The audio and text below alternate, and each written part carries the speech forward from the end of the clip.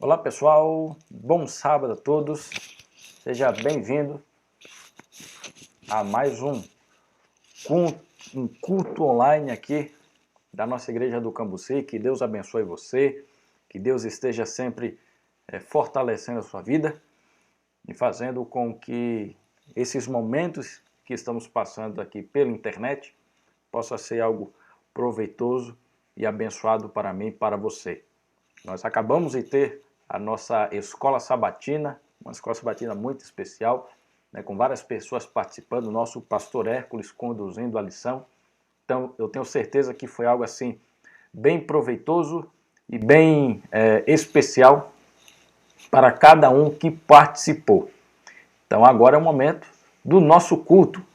Então, um feliz sábado mais uma vez a você que está aí junto conosco, você que está participando. Quero dar um abraço aqui bem enorme aos nossos espectadores, aos nossos ouvintes. Espero que você esteja aproveitando bem esta manhã. Nesse momento vamos orar a Deus pedindo a bênção dele, nesse momento, para as coisas que irão acontecer. Então oremos.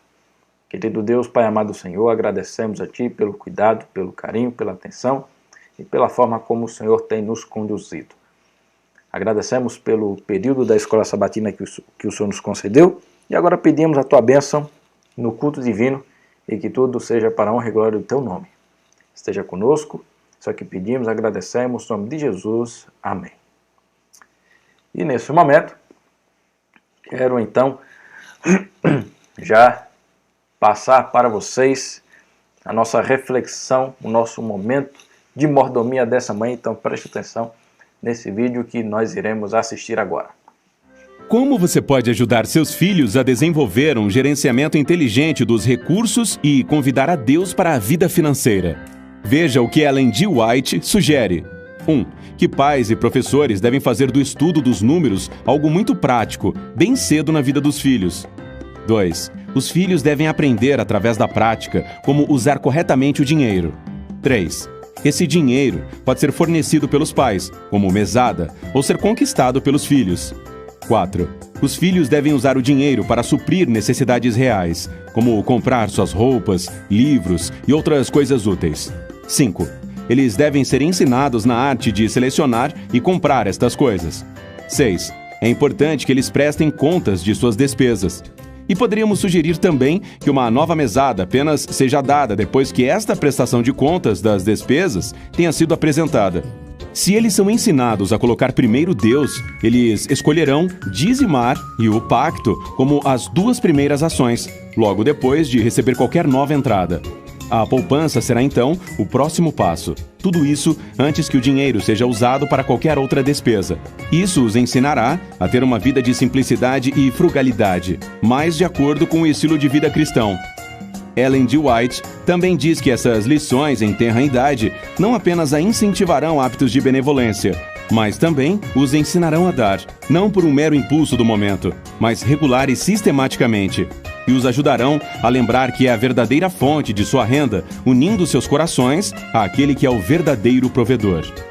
Ao prover uma mesada, esse tipo de educação, os pais estão preparando seus filhos não apenas para ter uma vida mais bem-sucedida nesta terra, como também para a vida eterna.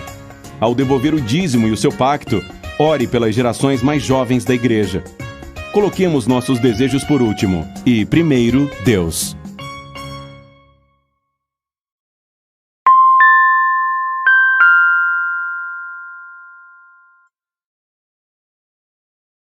Então veja que interessante a forma que nós podemos dizimar a Deus, mesmo quando nós somos crianças, como nós podemos ser fiéis a Ele.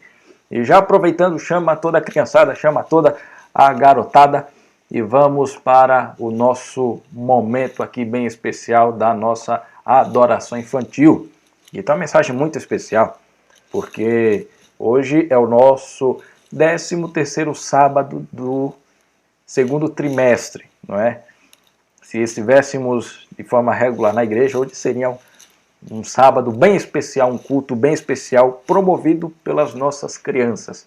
Mas, devido à nossa realidade, isso não quer dizer que não dê para promover algo especial. Então, hoje a nossa adoração infantil é um pouco especial. É uma pequena entrevista onde vocês, crianças, terão a oportunidade de compreender melhor para que servem os nossos recursos, como nós podemos ser fiéis a Deus e por que é importante nós termos a nossa fidelidade para com o Senhor. Então, nesse momento, toda a criançada assista aí ao nosso momento da adoração infantil.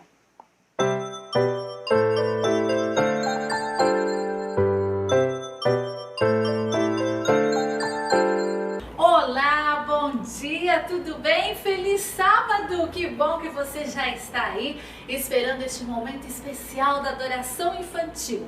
Hoje é o último sábado do trimestre. Isso quer dizer que sábado que vem estaremos com novas lições. Rol do berço, jardim, primários e juvenis. Já está com a sua lição aí novinha para estudar a lição, a Bíblia. Histórias lindas estão te esperando aqui nas lições. Então, prepare a sua. Nós estamos ouvindo ao longo dos sábados a história de Abraão, Sara, Isaac e de Esaú e Jacó, os gêmeos. Só que a continuação desta história nós vamos ver no próximo sábado, porque hoje a nossa adoração vai ser um pouco diferente. Será uma entrevista. Espera aí só um minutinho.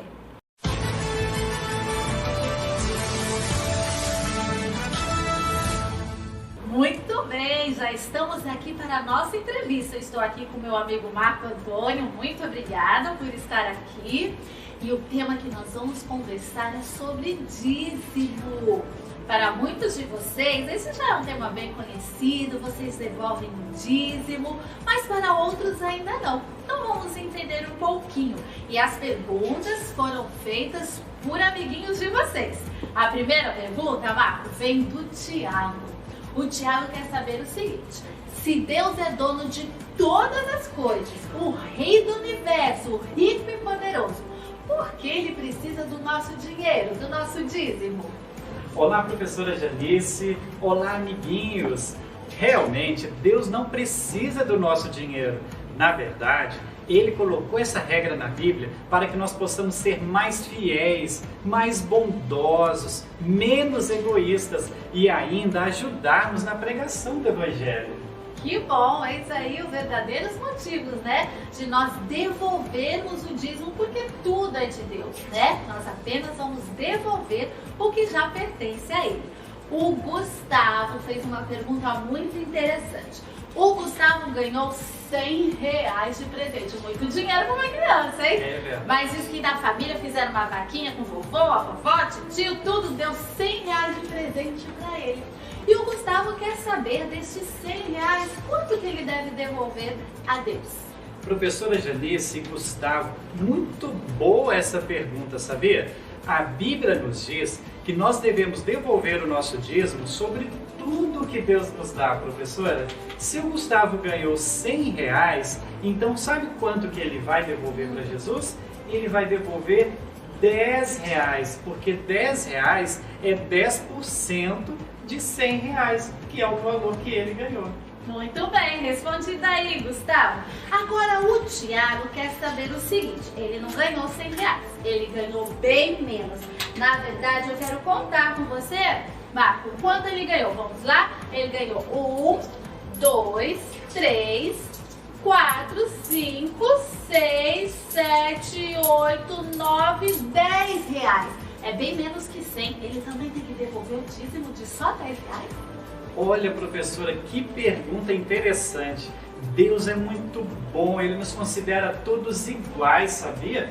Todos nós podemos ser fiéis. Se Ele ganhou R$10, então Ele vai separar uma moedinha, R$1, e Ele vai devolver para Jesus. Maravilha, R$9 para ele e apenas R$1 devolvendo. Última pergunta, essa vem da Nicole. Nicole está lá longe de nós aqui do Rio de Janeiro, mas ela perguntou o seguinte: para onde vão os nossos dízimos? Como eles são usados?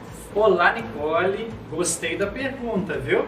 Quando você devolve o dízimo na sua igreja, o dízimo ele é usado para a pregação do Evangelho, não só no local onde você mora, mas em todo o mundo.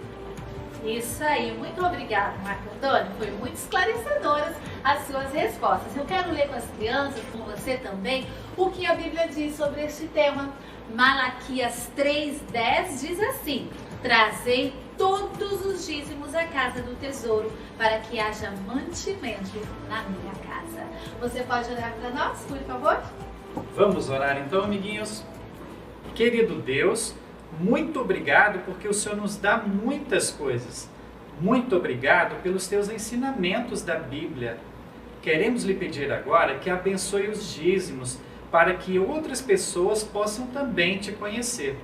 Nós te pedimos e agradecemos em nome de Jesus. Amém.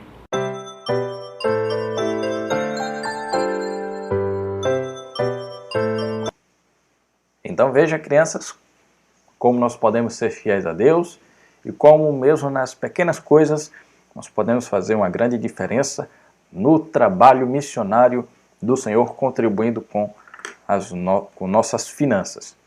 E agora, nesse momento, vamos preparar ainda mais o nosso espírito, ou seja, nossa mente, nosso coração, todo o nosso ser para a mensagem desta manhã.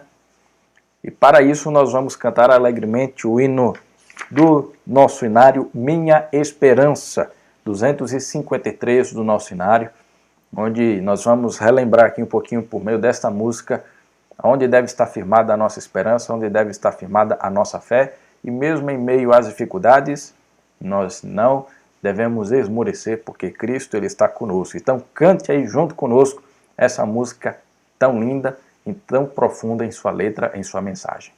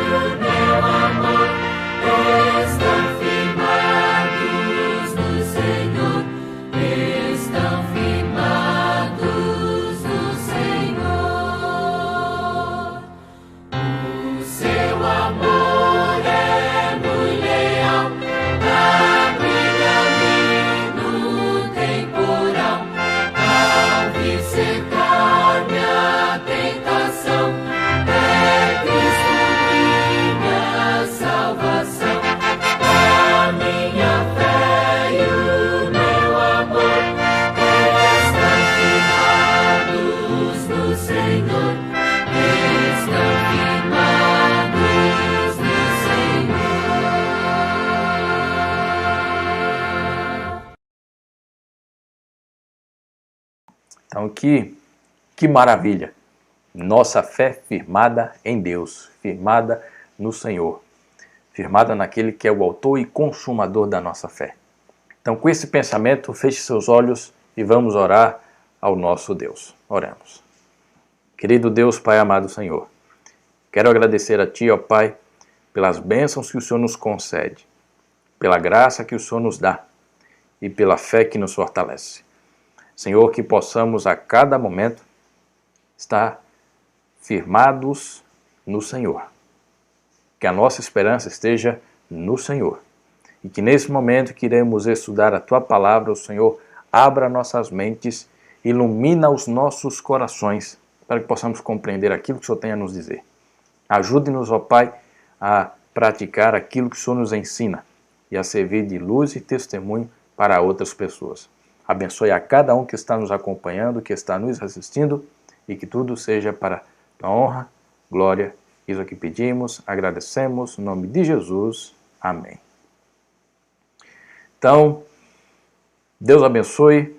Deixa eu dar mais um abraço aqui a Flávia, né, que está nos acompanhando, sempre nos acompanha, né, que ela se encontra nesse momento lá na Paraíba, mas que possamos ter a oportunidade, né, de nos encontrar, quem sabe.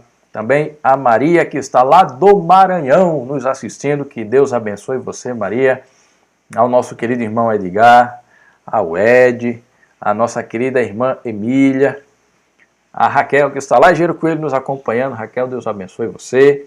E aos demais aí que estão nos acompanhando também.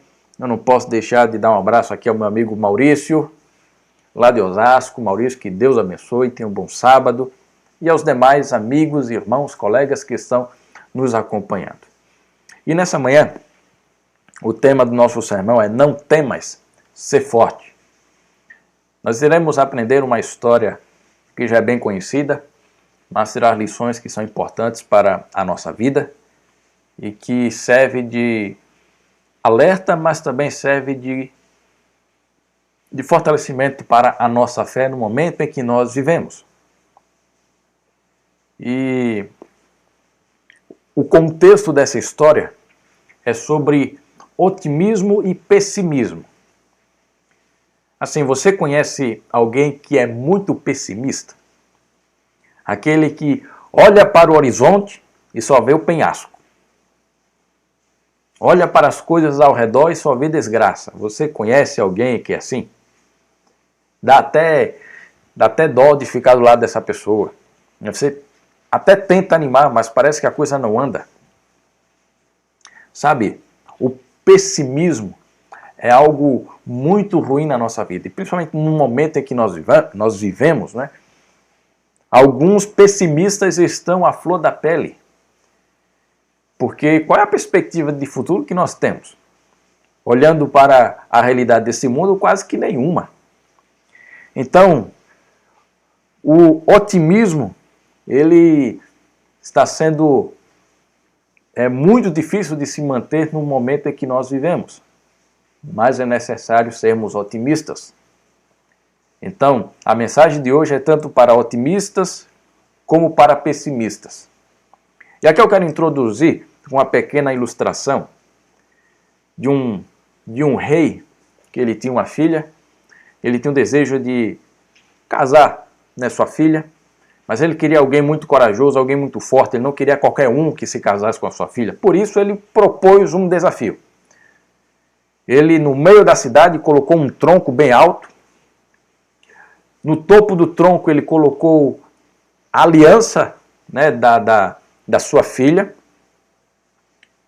Melou aquele tronco de sebo, o que nós chamamos de pau de sebo, não é? Principalmente na época de São João. Tem muitas dessas brincadeiras, né, o pau de sebo e tal. E ele fez isso, colocou muito sebo e disse, olha, quem conseguir subir nesse tronco, chegar lá em cima, pegar a aliança, esse vai se casar com minha filha. Mas ninguém pode ajudá-lo e ele não pode trapacear. Ou seja, ele tem que chegar lá sozinho. E aí muitos jovens, né, muitos príncipes começaram a fazer isso. A praça se encheu e era um evento que ocorria quase que todo dia, porque muitas pessoas tentavam pegar aquela aliança para poder se casar com a princesa, a filha do rei. Mas ninguém conseguia. E a multidão, em vez de encorajar, ficava, ó, desiste, vocês vão conseguir não, deixa para lá, vocês são ruins, né? Vocês são um bando de perdedor, ninguém vai conseguir, o sebo é muito forte, vocês vão escorregar, ninguém vai alcançar, ninguém vai pegar aliança. E era isso que a multidão gritava. Em vez da multidão encorajar, a multidão desestimulava. E muitos que até que começavam bem, mas ao ouvir a multidão, a mensagem pessimista, a mensagem de desânimo, a mensagem negativa, eles desistiam. Até que teve um jovem que as pessoas olharam assim, não dava nada para ele, não achava que ele ia fazer nada. E do nada ele começou a escalar aquele tronco. E a multidão, como de sempre, começou a criticar, começou a dizer palavras de desânimo para aquele jovem, mas aquele jovem continuou a subir. Com todas as suas forças ele foi subindo, subindo, e a multidão gritava mais ainda para que ele desistisse, mas ele foi subindo, subindo, subindo, subindo, até que ele conseguiu. Pegou a aliança. E a multidão ali espantada, tentando entender o que havia acontecido, porque pessoas mais fortes, pessoas mais importantes, pessoas mais preparadas do que aquele jovem tentaram subir e não conseguiram.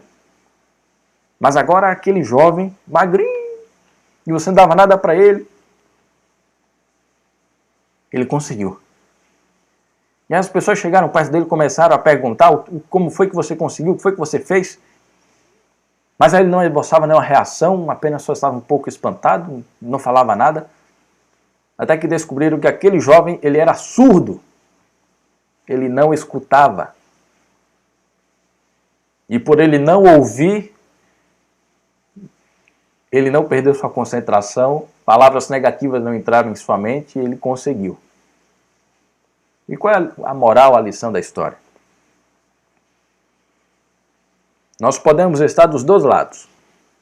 Nós podemos ser aqueles que jogamos o pessimismo para as outras pessoas, ou podemos ser aquela pessoa que é afetada pelo pessimismo.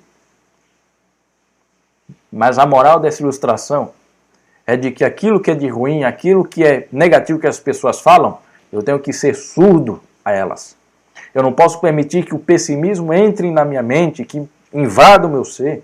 E nem tampouco eu tenho que ser uma pessoa que profira palavras de pessimismo.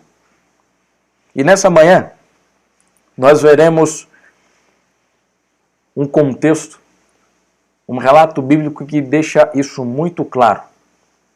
E que demonstra que, como cristãos, isso é muito perigoso. O pessimismo é algo muito perigoso no meio cristão, porque sabe o que o pessimismo provoca? O pessimismo provoca descrença, provoca descrédito, provoca o abalo da nossa fé. E em Números capítulo 13, nós vemos um relato muito especial. O povo de Deus foi liberto do Egito. Eles agora estavam no deserto, indo para a Canaã celestial. Ou a Canaã celestial não, a Canaã terrestre, perdão. Estavam indo para Canaã, teriam que conquistar Canaã. Mas antes de conquistar Canaã, eles teriam que fazer algumas coisas. Eles teriam que prestar atenção em alguns detalhes. E é por isso que eu vou projetar aqui o texto de Números capítulo 13, o verso 1 e 2, que nos diz o seguinte: Disse o Senhor a Moisés: Envia homens que espiem a terra de Canaã, que eu hei de dar aos filhos de Israel. De cada tribo de seus pais enviareis um homem, sendo cada qual príncipe entre eles. Então veja aqui que interessante. Antes do povo conquistar a terra, Deus disse: é necessário que vocês olhem a terra, é necessário que vocês observem essa terra. E quem é que deve observar? O líder de cada tribo. Escolha um líder de cada tribo e vá. E isso foi feito. Deus aqui está dizendo que essa terra eu vou dar a vocês porque foi uma promessa que eu fiz. Qual foi a promessa que Deus fez a Abraão, a Isaac e a Jacó? Vocês possuirão uma terra e vão ter uma descendência enorme. Deus prometeu uma terra para Abraão e a descendência de Abraão. E agora é o momento para que isso acontecesse. Deus já tinha dado muitas provas de que isso iria acontecer. A principal prova foi a libertação do povo do Egito, a maior nação daquela época, daquele tempo. E Deus humilhou a nação do Egito. Então, conquistar a terra é só um detalhe. O que Deus já tinha feito já provava bastante o poder e a soberania de Deus. Então, primeiro ponto, Deus prometeu uma terra e era momento de conquistar essa terra. E hoje, será que Deus tem uma terra para nos dar hoje? Assim como Ele prometeu para o povo de Israel, será que Deus tem uma terra para mim e para você hoje? Quando nós vamos para justamente o livro de João, capítulo 14, o verso 1 até o verso 3, o que é que o apóstolo João diz, citando o que Jesus falou? Diz assim, ó, não se turbe o vosso coração, credes em Deus, crede também em mim. Na casa de meu pai há muitas moradas, se assim não fora, eu vou-lo teria dito, pois vou preparar-vos lugar, e quando eu for vos preparar lugar, voltarei e vos receberei para mim mesmo, para que onde eu estou, estejais vós também. Então veja, assim como Deus havia prometido uma terra para o povo de Israel, Ele também promete uma terra para mim e para você hoje. Mas não é uma terra terrena, não é um reino terrestre, é a Canaã celestial. É o reino celestial de Deus que Ele nos promete. É o céu que Jesus nos promete. E a pergunta é, você acredita nessa promessa? Você crê nessa promessa? Assim como Abraão, assim como Isaac, assim como Jacó, assim como Moisés, eles creram na promessa. Você crê hoje na promessa de Deus de conquistar a Canaã celestial, só que dessa vez, em vez de ser por força, é por meio da graça e a salvação que Jesus nos oferece? Você acredita na Nova Jerusalém? Esse é um ponto muito crucial no momento em que nós vivemos hoje. Porque, infelizmente, muitas pessoas estão desacreditando dessa promessa. Olhando os problemas ao redor, estão permitindo que essa promessa fique longe em seus sonhos, em sua mente. É necessário crermos, confiarmos na promessa de Deus. Assim como Ele prometeu a Canaã terrestre para o povo de Israel, hoje Ele nos promete a Canaã celestial. E é necessário você crer nessa promessa. Mas continuando o relato. Para que isso acontecesse, para que o povo conquistasse a terra de Canaã, eles tiveram que deixar o Egito, eles tiveram que atravessar o deserto, eles tiveram que confiar na palavra de Deus e eles tiveram que analisar a terra, verificar se a terra era boa ou não para ser habitada, para ser conquistada. E hoje na nossa vida, será que isso é essencial? Com certeza que sim. Se eu e você cremos na promessa da Nova Jerusalém, o que eu e você precisamos fazer para que isso ocorra de fato na nossa vida? O que eu e você precisamos fazer para entrarmos nessa Canaã celestial? Primeiro, devemos abandonar as coisas desse mundo. Assim como o povo teve que abandonar o Egito, eu e você devemos abandonar as coisas desse mundo. Nós devemos atravessar pelo deserto, ou seja, a jornada da nossa vida não é fácil, mas nós vamos chegar lá. Tem dificuldades, mas nós chegaremos lá. Assim como a nação de Israel teve que atravessar o deserto, passar por algumas dificuldades e chegar até a Canaã, eu e você, nessa vida, estamos passando por um deserto. Mas Deus está conosco. Deus está ao nosso lado. Nós vamos chegar lá. Agora, outro ponto crucial é, Deus mandou alguns espias para que eles analisassem a terra. Para que eles verificassem quão boa era a terra. Isso justamente está relatado no livro de Números, capítulo 13, que nós estamos estudando. E Moisés lhe deu algumas instruções do que era necessário analisar. O povo, a terra, os frutos, o que produzia, o que não produzia, como era a cultura. Eles me tragam um relatório completo. E no final desse relatório, o que foi que aconteceu? Veja, aqui em Números capítulo 13, o verso 25 até o verso 27, diz: ao cabo de 40 dias, voltaram de espiar a terra, caminharam e vieram a Moisés e a Arão, e a toda a congregação dos filhos de Israel, no deserto de Parã, a Cádiz. Deram-lhes conta a eles e a toda a congregação e mostraram-lhes o fruto da terra. Relataram a Moisés e disseram: fomos à terra a que nos enviastes, e verdadeiramente mana leite e mel. Este é o fruto dela. Então veja o relatório que foi trazido. Eles passaram 40 dias analisando a terra. E quando eles voltaram, eles falaram, olha, a terra de fato mana leite e mel, como Deus falou, a terra é produtiva, a terra dá frutos. E aqui está a prova. Nos versos anteriores, porque não tem como ler todo o capítulo para vocês aqui, mas depois você pode ler em casa com tranquilidade, né, o capítulo 13, vai perceber que teve um momento em que os espias, eles trouxeram um cacho de uva. O cacho de uva era tão grande que era necessário 2 pessoas carregarem. Tamanho era o cacho da uva. Você já imaginou? Hoje eu pego um cacho de uva com a mão.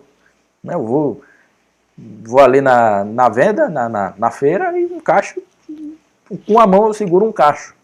Agora você consegue imaginar um cacho de uva sendo carregado por 2 pessoas? Então a terra era boa. A terra era maravilhosa. A terra era de fato aquilo que Deus havia falado. Mesmo que fosse numa região desértica, mas a terra era produtiva. Irmãos, a terra que Deus promete para mim e para você é uma terra boa. É melhor do que a terra que foi prometida ao povo de Israel aqui nessa terra. A terra que Deus preparou para mim e para você, a Nova Jerusalém, a restauração de todo esse planeta, é boa, é maravilhosa. É algo que não dá para colocar em papel. De uma maneira assim, bem rústica, o profeta Isaías, em Isaías capítulo 65, verso 17 e verso 18, diz: pois eis que eu crio novos céus e nova terra. E não haverá lembrança das coisas passadas, jamais haverá memória delas. Mas vós folgareis e exultareis perpetuamente no que eu crio. Porque eis que crio para Jerusalém alegria e para o seu povo regozijo. E não é só isso. Quando nós analisamos o verso 28, o verso 30, quando nós analisamos isso, perdão, é o próximo verso. Quando nós percebemos isso, é algo muito especial. E depois, se você for aí, ainda em Isaías capítulo 65, verso 25, você vai perceber que o profeta fala que o lobo e o cordeirinho vão andar juntos. Nós vamos tocar na juba do leão. A maldade não vai mais nos bater a porta. Então essa é a terra que Deus oferece para mim e para você. E Deus fala, olha, analise, perceba, estude, verifique a terra que eu vou dar para vocês, a cidade que eu vou trazer para vocês, aquilo que eu estou preparando para vocês. Por meio do relato da Bíblia, nós podemos ver um vislumbre daquilo que Deus tem preparado para mim e para você. E a nossa vida é assim. Nós deixamos as coisas do mundo, nós estamos passando por esse deserto, nos preparando para entrar em Canaã, mas Deus nos concede prova suficiente para crer que a terra que Ele nos promete é boa, que o novo céu e a nova terra é ótimo. Mas aí você pode estar perguntando, tá bom, mas e a questão do não temas, ser forte, a questão do pessimismo? Até agora a coisa está indo muito bem, e está indo muito bem mesmo. Mas o grande problema é o que vem a seguir. Porque mesmo com todas essas notícias boas, mesmo Deus dizendo, eu vou dar essa terra a vocês, mesmo os espias olhando e percebendo, olha, a terra mana leite e mel, a terra é boa, olha o fruto que ela nos dá, que ela nos provê. Mas para aí, porque os relatos seguintes são desanimadores. Porque veja, em Números, o verso 28 diz assim: o povo, porém, que habita nessa terra é poderoso, e as cidades muito grandes e fortificadas. Também vimos ali os filhos de Anak, ou seja, gigantes. E o verso 32, e diante dos filhos de Israel infamaram a terra que haviam espiado, dizendo: a terra pelo meio da qual passamos a espiar é terra que devora os seus moradores, e todo o povo que vimos nela são homens de grande estatura. Mesmo eles percebendo que a terra manava leite e mel, mesmo eles percebendo que a terra dava bons frutos, em vez deles olharem para a bênção do Senhor e confiar na palavra de Deus, eles começaram a enxergar os gigantes da terra, as dificuldades da terra. Olha, a terra é difícil de ser conquistada. A terra tem muitos gigantes. A terra tem muitas cidades fortificadas. A terra tem pessoas que são boas de guerra. E ali eles começaram a falar tudo que era negativo. E o pior, eles começaram a trazer descrença à promessa de Deus. Olha, não dá para conquistar essa terra não, é impossível. O sonho que Deus quer realizar para nós é impossível, não dá, desista. Mas dentre esses espias havia Caleb. E Caleb, no verso 30, ele diz assim: então Caleb fez calar o povo perante Moisés e disse: eia, subamos e possuamos a terra, porque certamente prevaleceremos contra ela. Caleb confiava na promessa de Deus. Caleb confiava no que Deus havia prometido. Caleb tinha fé no Senhor. Sabe, Caleb havia visto os mesmos problemas. Os gigantes, as cidades fortificadas, mas tinha fé no fato de que o Senhor estava com os israelitas e já lhes dera Canaã. Eles só precisavam tomar posse do que já era seu. Essa era a grande verdade. Pela fé, Caleb já enxergava que a terra já estava conquistada. E ele fala: que é isso? Permaneçamos firmes. De um lado, 10 espias, 10 líderes da nação trazendo mensagem negativa. Do outro lado, Caleb e Josué com a mensagem positiva, otimista. Quem vocês acham que a nação de Israel deu ouvido? A Josué e a Caleb? Ou aos outros 10 espias pessimistas?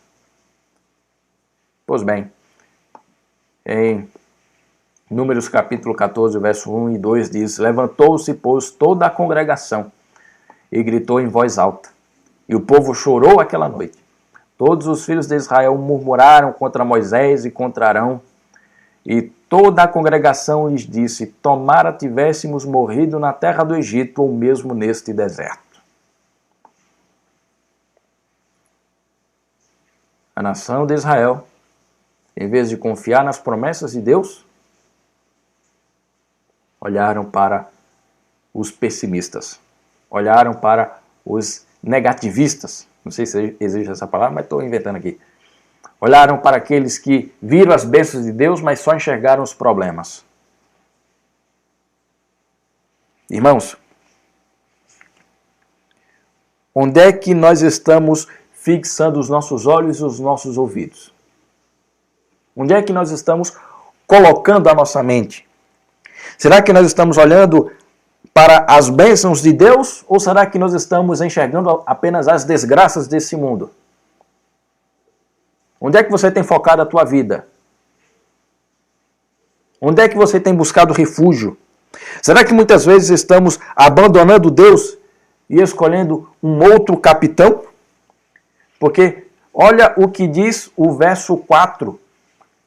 O povo ficou tão desacreditado que o verso 4 diz o seguinte: e porque nos traz o Senhor essa terra para cairmos à espada e para que nossas mulheres e nossas crianças sejam por presa? Não nos seria melhor voltarmos para o Egito?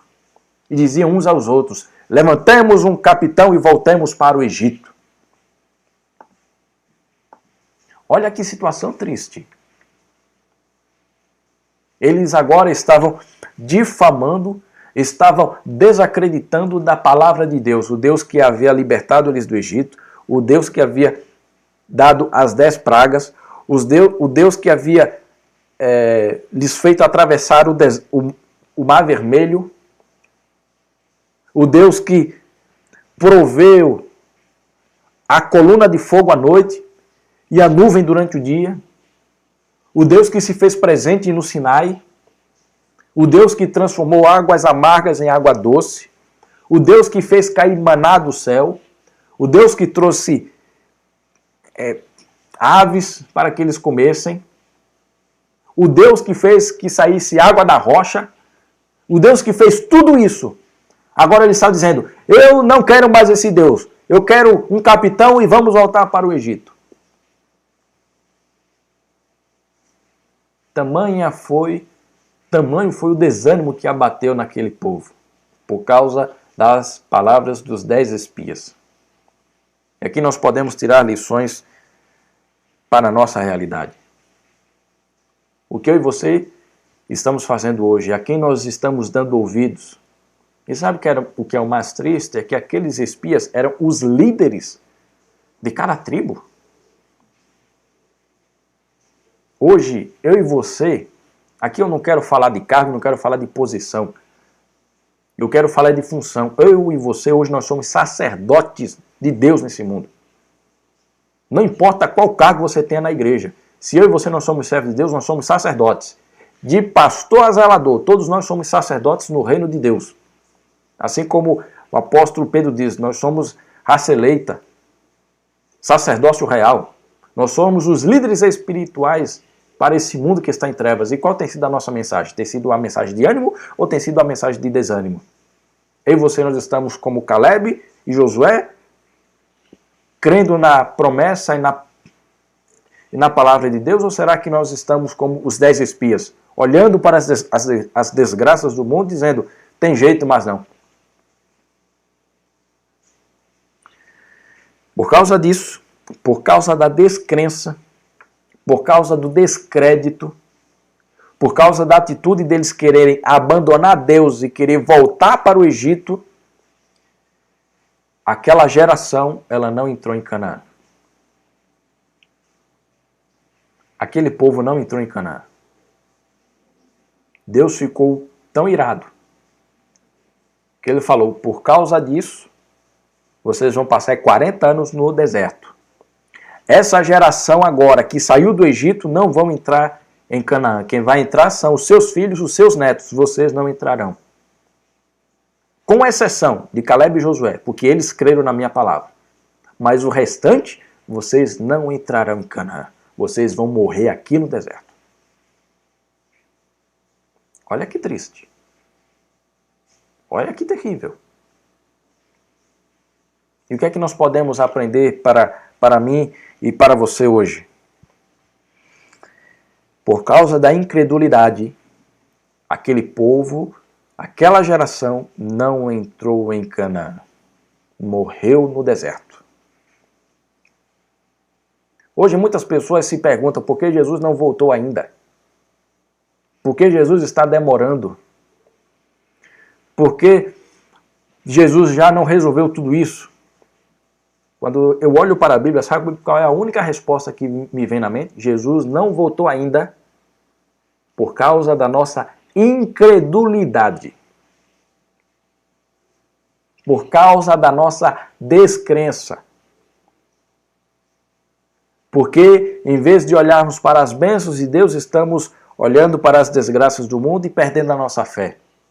Ou, em vez de focarmos nas coisas do alto, estamos focando nas coisas desse mundo.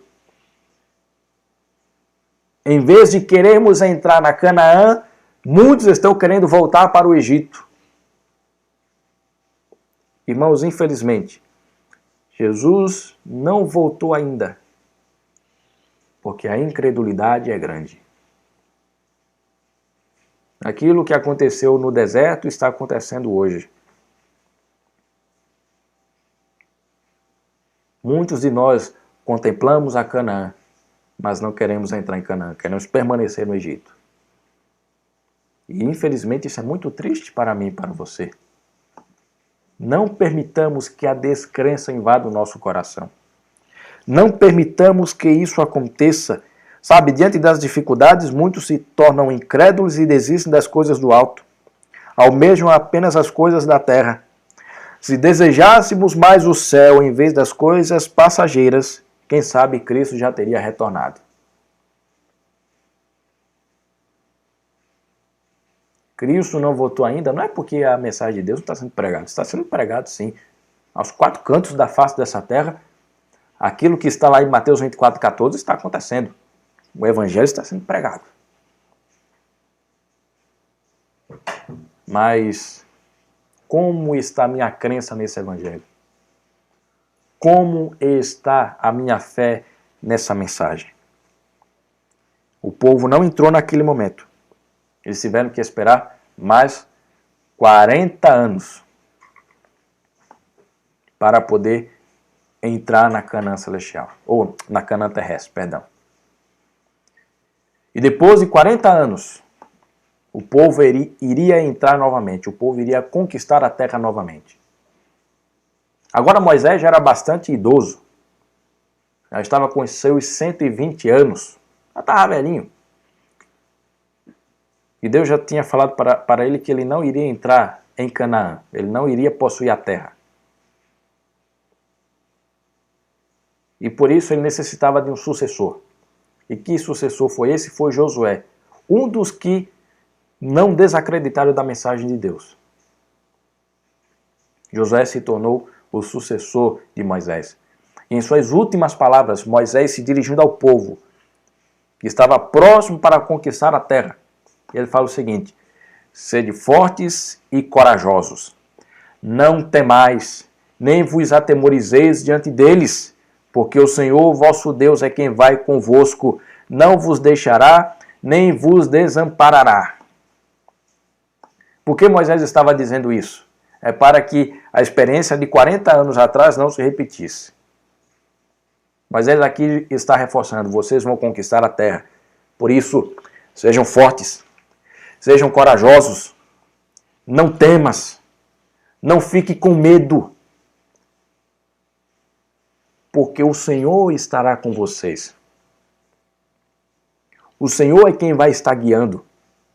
O Senhor é quem está convosco e Ele não vai abandonar vocês, Ele não vai desamparar vocês. E Moisés tinha uma preocupação tão grande com relação a isso, que logo depois ele se vira para Josué e olha o que ele fala para Josué. O verso 7 e o verso 8. Chamou Moisés a Josué e lhe disse na presença de todo Israel: sê forte e corajoso, porque com este povo entrarás na terra que o Senhor, sob juramento, prometeu dar a teus pais, e tu os farás herdá-la. O Senhor é quem vai diante de ti, Ele será contigo, não te deixará, nem te desamparará. Não temas, nem te atemorize. Viu? Primeiro Moisés falou para o povo, depois ele falou para Josué: não temas, sê forte. Não permita que a experiência de 40 anos atrás se repita. Deus está com vocês. Mas nem por isso para por aqui, porque o próprio Deus vai falar com Josué. Agora no verso 23 de Deuteronômio 31, olha o que ele diz: ordenou o Senhor a Josué, filho de Num, e disse: sê forte e corajoso, porque tu introduzirás os filhos de Israel na terra que, sob juramento, lhes prometi, e eu serei contigo. Em Deuteronômio capítulo 31, 3 vezes se repete a mesma expressão: ser forte e corajoso, não temas, o Senhor é contigo. O Senhor não vai te desamparar, porque o Senhor jurou que iria dar essa terra, e Ele vai dar. Então, o que é que eu e você nós podemos aprender com isso? Irmãos, Deus não é um Deus humano que falha e que descumpre as suas promessas. Não. Deus vai cumprir a sua promessa. E quando você vai para o livro de Josué, o capítulo 1, vai perceber que no verso 5, verso 6, verso 7, verso 9, verso 18, Deus repete de novo para Josué: ser forte e corajoso, não temas. Ser forte e corajoso, não temas. Quando nós juntamos o Deuteronômio 31 e Josué capítulo 1, a expressão ser forte, não temas, ela se repete 1, 2, 3, 4, 5, 6, 8 vezes. Olha a ênfase que Deus está dando para o povo e para Josué. Não temas, ser forte. Essa mesma ênfase ele dá para mim e para você. Filho, não temas, ser forte. Não deseje voltar para o Egito, deseje entrar na Canaã. Eu prometi para vocês Canaã, não Egito. O que eu prometi para vocês não foi esse mundo de pecado, não foi esse mundo de dor, foi um mundo restaurado, a Nova Jerusalém. O teu desejo tem que estar lá e não nas coisas dessa terra. Se prepare para a Nova Jerusalém e não para permanecer vivendo nessa terra. O teu foco não deve ser aqui, deve ser nas coisas do alto. E de fato, foi isso que aconteceu com Josué. Um povo renovado, um povo com novas esperanças, eles conquistaram a terra. E a primeira cidade que eles conquistaram era uma das cidades mais fortificadas, Jericó. E não foi pela força humana, foi pela força de Deus. Assim, para conquistar Jerusalém Celestial, não é por forças humanas, mas é pelo poder de Deus. Sabe? Josué e Caleb não tinham culpa da incredulidade do povo, mas eles pagaram o preço, tiveram que esperar. Tiveram que aguardar 40 anos para poder entrar na terra. Porque sabe, você que está do outro lado da telinha não é um incrédulo, não é um pessimista, não é uma pessoa otimista, crente, fiel, que anseia estar na Canaã Celestial, mas tenha paciência. Jesus logo, logo estará retornando. Por isso, não temas, permaneça forte. E você que está um pouco desanimado, um pouco pessimista por causa do momento em que nós vivemos, não temas, ser forte. Deus vai cumprir a sua promessa. Deus está dando tempo para você se reerguer, para você se reanimar, para você ser transformado pela palavra do Senhor. Não temas, ser forte. Quando nós vamos para Hebreus, só rapidamente, né? Hoje nós necessitamos de Josués e de Calebes que permaneçam firmes para conquistarem a terra, crendo que quem nos encoraja e quem nos fortalece é o Senhor. Você deseja ser como Josué e Caleb e conquistar não a Canaã terrestre, mas a Canaã celestial? Você tem esse desejo no teu coração? Espero que sim. A minha oração é que sim. Quando nós vamos para o livro de Hebreus, capítulo 10, o verso 35 até o verso 37, nós lemos o seguinte: Não abandoneis, portanto, a vossa confiança. Ela tem grande galardão.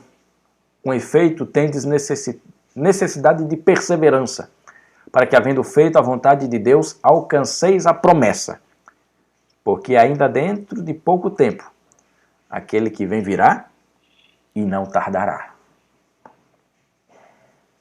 Jesus virá, não tardará. Devemos permanecer perseverantes. Isso está relatado em Hebreus capítulo 10. E se você for para Hebreus capítulo 11, tem a galeria dos heróis da fé. Poucos deles viram a Canaã terrestre, mas o que eles ansiavam era a Canaã celestial. Em Hebreus capítulo 11, o verso 16, nos traz uma mensagem que deve ser de fortalecimento para mim e para você. Nós devemos aspirar pelas coisas do alto. Porque os heróis da fé, eles aspiram a uma pátria superior. Isto é, a pátria celestial. Por isso, Deus não se envergonha deles, de ser chamado o seu Deus, porquanto lhes preparou uma cidade. Que cidade é essa? A cidade celestial. E essa cidade que Deus tem preparado para mim e para você. Por isso, não temas. Ser forte. Creia na volta de Jesus. Creia na volta de Jesus. Deseje morar na Nova Jerusalém. Não olhe para as coisas passageiras dessa terra. Não anseie as coisas dessa terra assim como o povo ansiava retornar para o Egito. Anime os teus irmãos. Transmita uma mensagem de encorajamento. Seja uma sustentação de fé para aquele que está um pouco desanimado. Seja o ânimo dessa pessoa. Por isso, seja forte, não temas. Seja como Josué e Caleb, porque Deus, Ele está conosco. Irmãos, nessa manhã, tenha isso em mente. Jesus está perto de voltar. Pode parecer que está demorando um pouco. Às vezes, você pode querer desistir, mas se agarre nas promessas de Deus. Não temas, ser forte, porque Deus é quem está com você. E pensando nisso, quero que nesse momento você cante alegremente um hino muito especial, o hino do nosso cenário 272. Olha com fé para cima.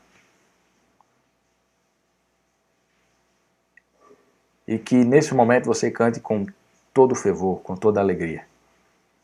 Porque esse é o meu apelo desta manhã. Olhe com fé para cima. E que com essa música você abra seu coração a Deus e permita que Ele fortaleça o teu viver.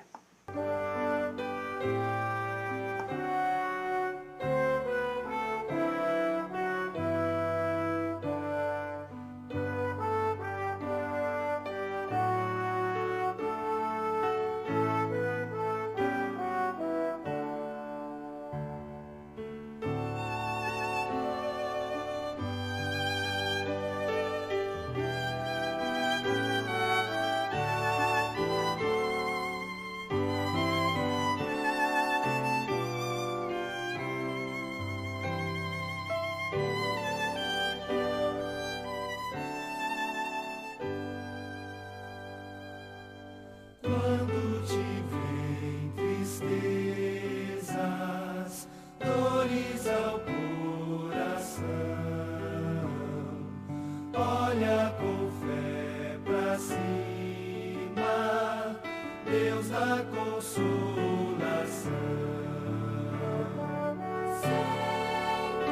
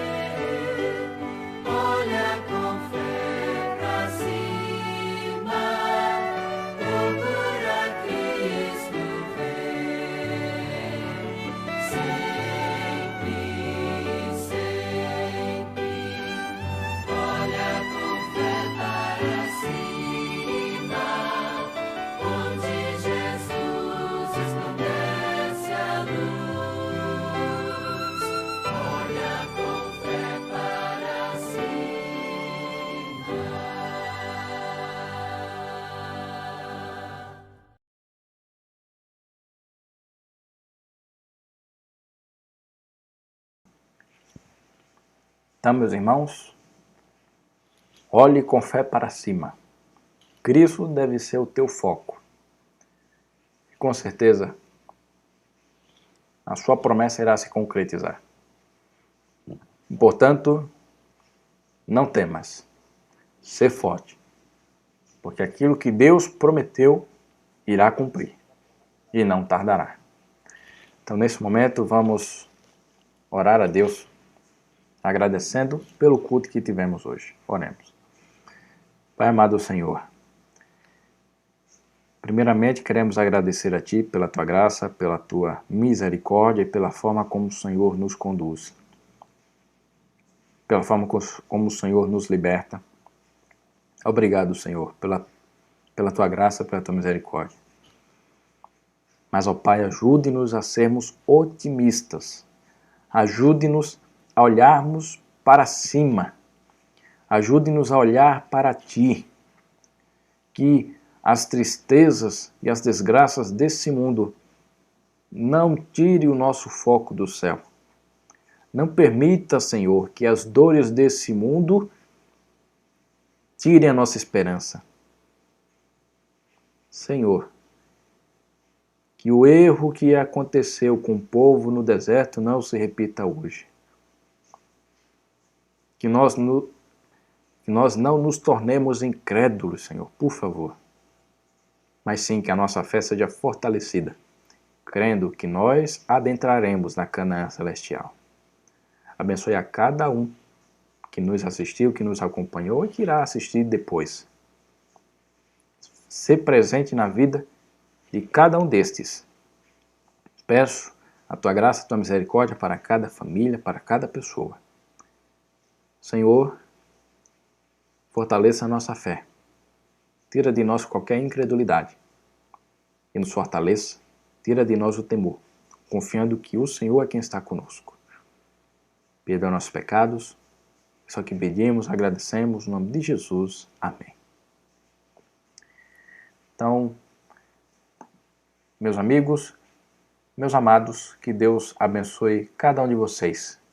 Tenha um bom restante de sábado e que Deus se faça presente na vida de cada um. Não temas, ser forte. Logo, logo, Deus estará conosco.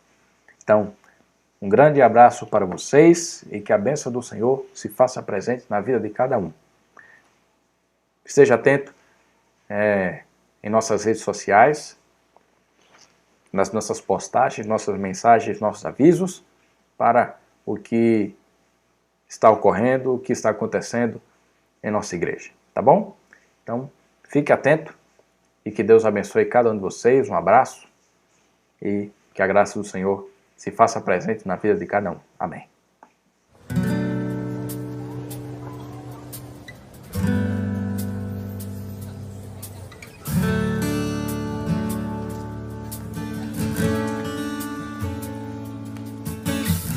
Tu és a minha luz, a minha salvação, e a Ti me renderei.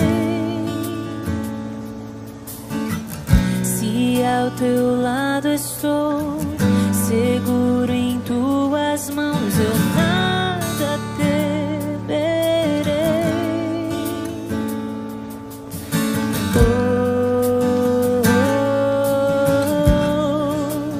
Tu és santo, ó Senhor.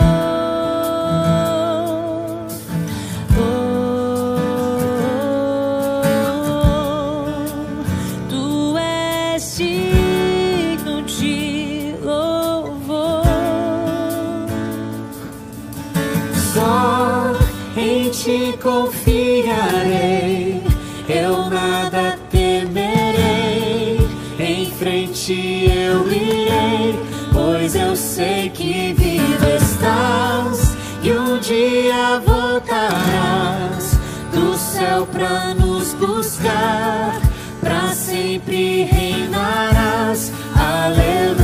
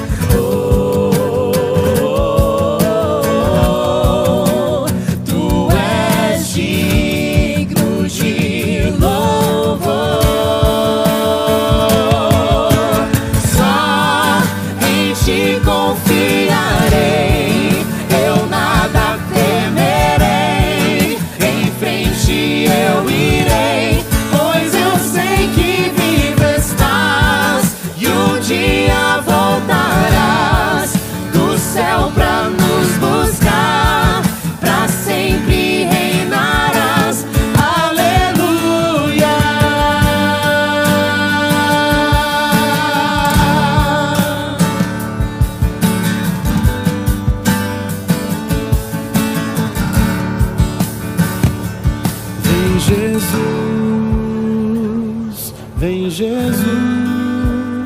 Cantem. Maranata, hora vem Senhor Jesus.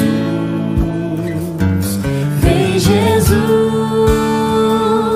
vem Jesus. Maranata, hora vem Senhor Jesus. Vem Jesus, vem Jesus. Maranata, hora vem Senhor Jesus. Vem Jesus, vem Jesus.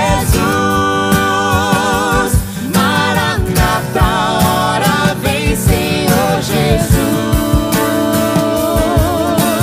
Só em ti confiarei, eu nada temerei. Em frente eu irei, pois eu sei que vivo estás e um dia voltarás do céu pra nos buscar, pra sempre reinarás.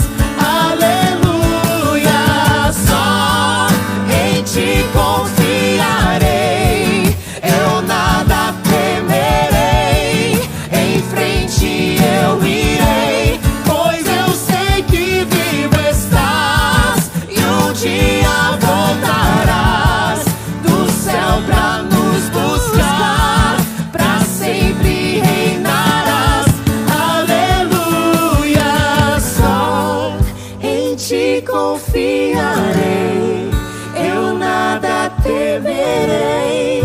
Em frente eu irei, pois eu sei que vivo estás e um dia voltarás do céu pra nos buscar, pra sempre reinarás.